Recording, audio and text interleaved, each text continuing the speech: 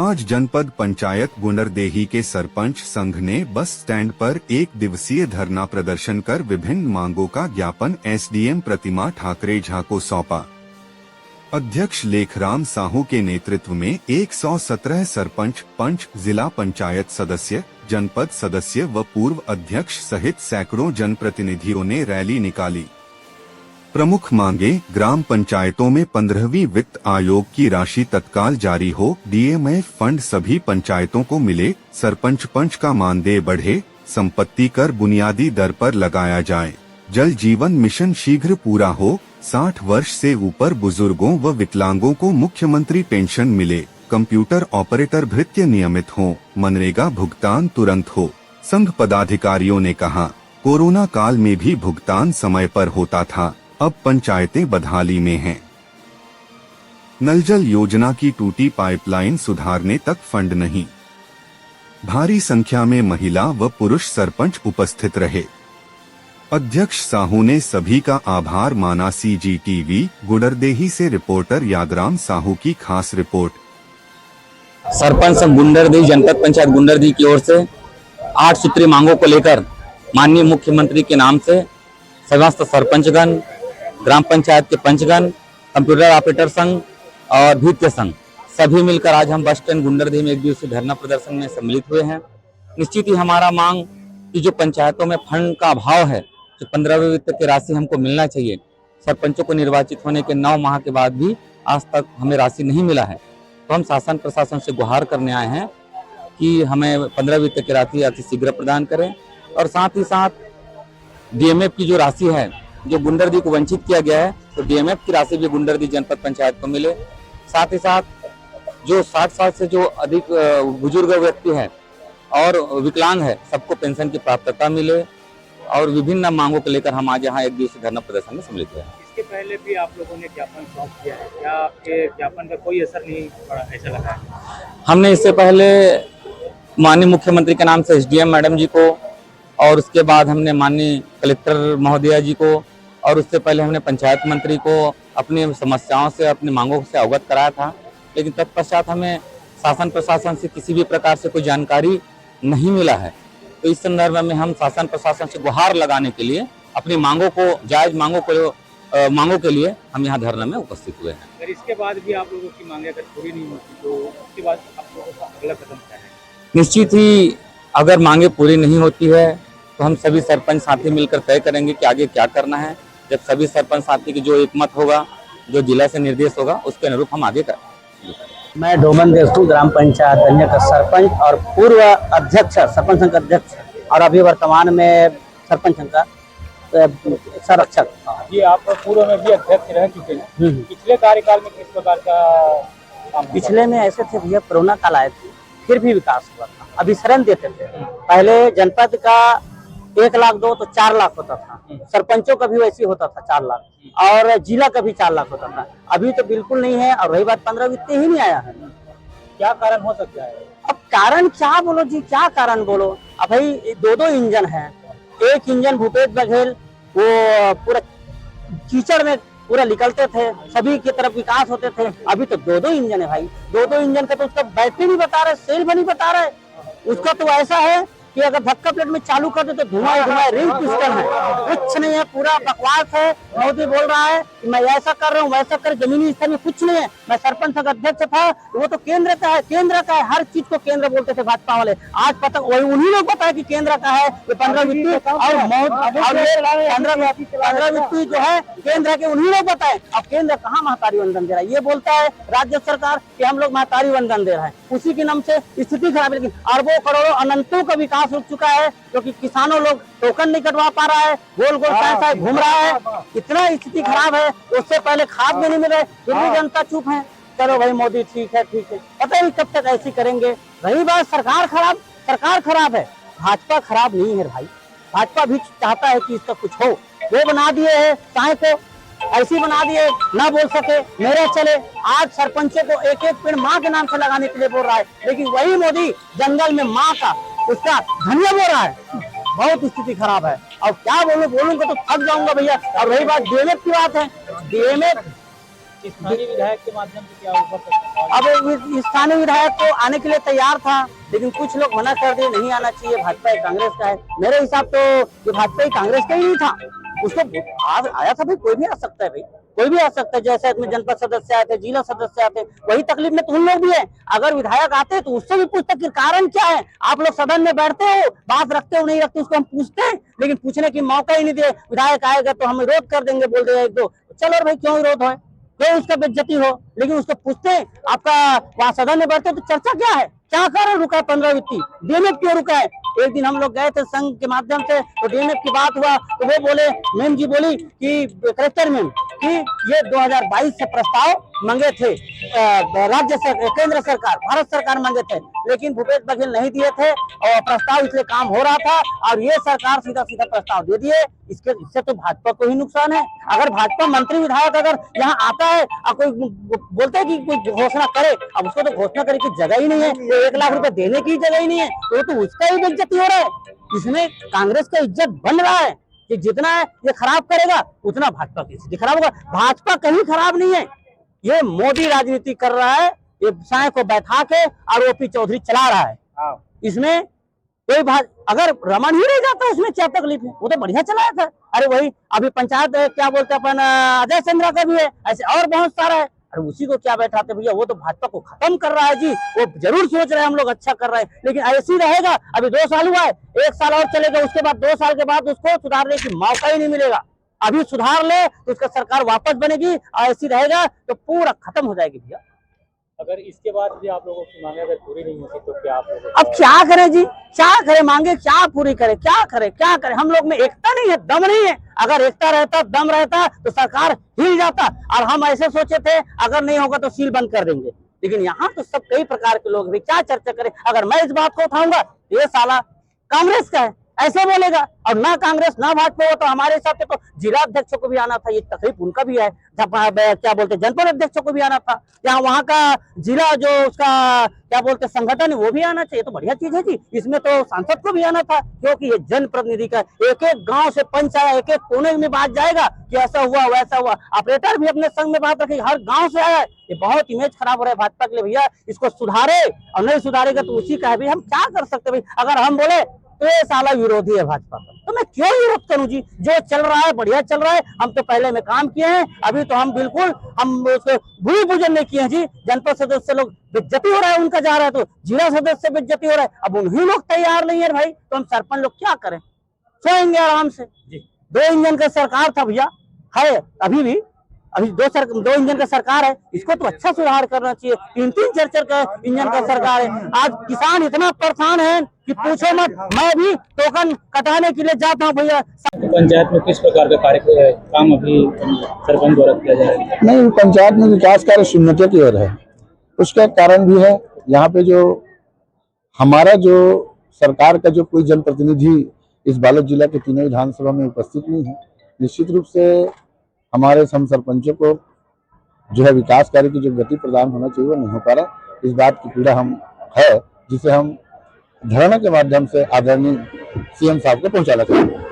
तो अपने कुछ आदमी के लिए सेट हो जाता है, क्या करे भला बताओ, उसको तो लेना ही पड़ेगा जी। लेकिन उन लोग बेइज्जती क्यों करा रहे हैं, अगर नहीं लेगा तो किसान तो आंदोलन में उतर जाएगा जी। ये तो बहुत बड़ा क्रोश होगा जी, ये बहुत बड़ा, इसको इन लोग हल्का में ले रहा है। सरपंच संघ छोटा मोटा संघ नहीं भैया, वो तो ये पूरा प्रदेश में होने के लिए तैयार है। लेकिन इसमें क्या है, भाजपा कांग्रेस चल जाते हैं, इसलिए चुपचाप बैठ जाते हैं। उसको लग रहा है कि यहाँ विरोध नहीं हो रहा है, बहुत विरोध है भाई, बहुत विरोध है।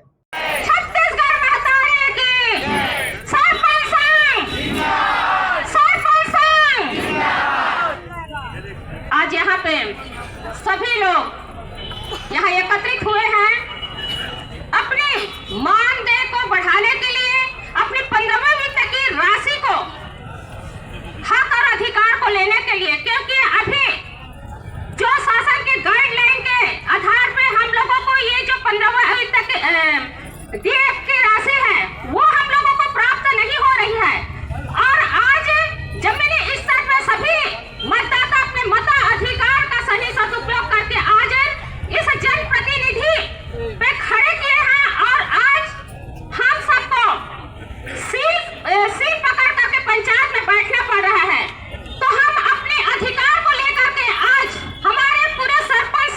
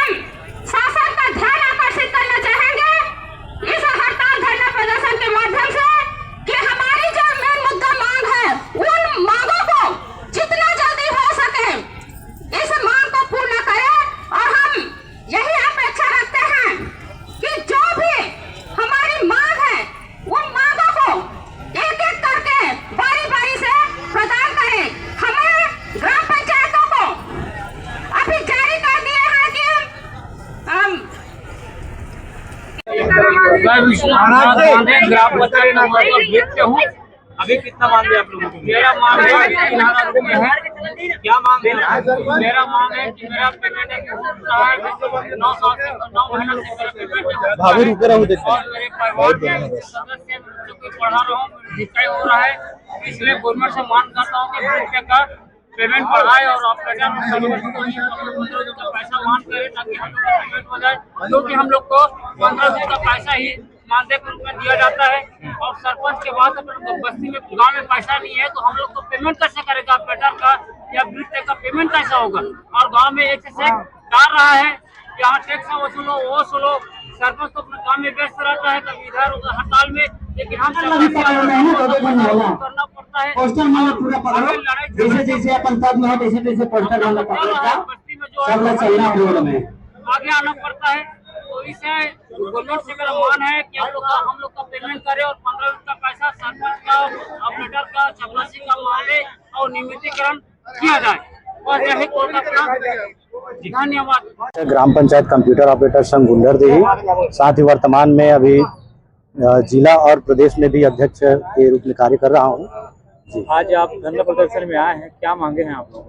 जी, हमारी प्रमुख मांगे हैं कि आज तो सहयोग में आए हैं, समर्थन देने आए हैं सरपंच संघ गुंडरदेही को कि उनका जो प्रमुख 8 सूत्री मांग है, उन्हीं मांग को में हम समर्थन के लिए आए हैं, जिसमें हमारा भी प्रमुख मांग है नियमितीकरण।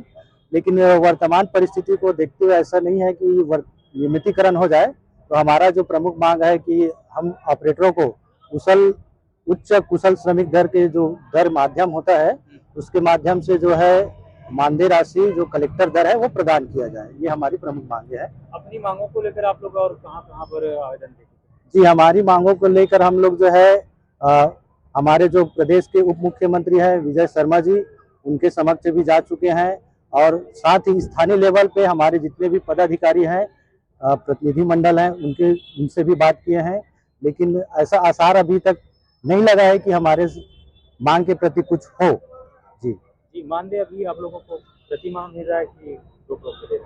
जी, मानदेय के बारे में बड़ी दुखद के साथ कहना पड़ रहा है कि कंप्यूटर ऑपरेटरों को मानदेय जो है 6 महीने से लेकर 9 महीने और आज 1 साल होने को है, लेकिन मानदेय किसी प्रकार का नहीं मिल पा रहा है, क्योंकि 15 वित्त में राशि भी नहीं आ रहा है और जो भी राशि बचा हुआ था तो वर्तमान में सरपंच आने के बाद उन्होंने जो है वह राशि जो है व्यय कर दिया है।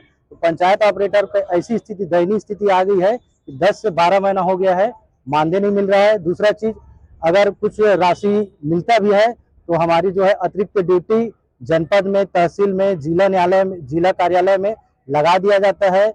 जो एकदम न्यूनतम राशि है, उन्हीं न्यूनतम राशि से हमें जो है हर जगह जाना होता है, तो बड़ा मुश्किल हो जाता है जीवन निर्वाह। क्या भविष्य में क्या आप लोगों की योजनाएं रहेंगी?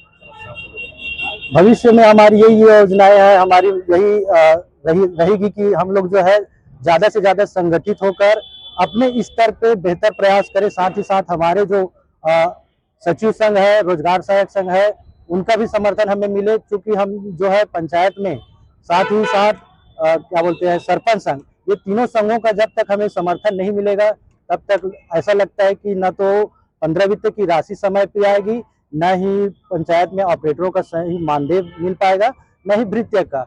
जब तक ये तीनों संघ जो है, चारों संघ मिल के, जैसे एक पेड़ की चारों टहनियां हैं, जब तक चारों टहनी मजबूत नहीं रहेगी तब तक पंचायत का विकास और ऑपरेटरों का विकास सुनिश्चित नहीं है। 15वें वित्त की राशि आज 10वें महीने में भी जारी नहीं हुए। निश्चित रूप से सरपंचों का बहुत बुरा हाल है। जो सक्षम है, घरेलू रूप से सक्षम है, पारिवारिक रूप से सक्षम है, वो सरपंच जैसे तैसे करके अपना कार्य निपटा रहे हैं। लेकिन कई सरपंचों का तो ये स्थिति है कि अब दुकानदार भी उधारी में सामान देने से मनाही कर रहे हैं, हाथ खींच रहे हैं। तो ऐसी स्थिति में पंचायत का विकास एकदम शून्यता की ओर चली गई है और कोई भी मूलभूत की जो जरूरतें हैं वो भी बहुत से सरपंच पूरा नहीं कर पा रहे हैं और प्राय यही स्थिति सभी सरपंचों का है। क्या ये 15वीं वित्त की राशि सिर्फ बालोद जिला को जिला में ही नहीं दिया गया या पूरे प्रदेश में? नहीं, 15वीं वित्त की राशि पूरे प्रदेश में कहीं भी किसी भी पंचायत को प्राप्त अभी नहीं हुआ है। क्या कारण हो सकता है, क्या कारण? अब ये तो ऊपर बैठे प्रशासन शासन के लोग ही जाने। अब नियमता तो ये हमारा और पंचायतों का नियमित अधिकार है, मूलभूत अधिकार है। अब क्यों नहीं दिया गया, क्या ऐसी स्थिति है, क्या ऐसा कारण है, वो तो हम नहीं जानते। अपना परिचय दे दीजिए। मैं हेमंत साहू, सरपंच ग्राम पंचायत अर्जुन के बारे में धरना प्रदर्शन ऐसे संयुक्त रूप से जनपद पंचायत सरपंच संघ गुंडरदेही के तत्वाधान में आयोजित है।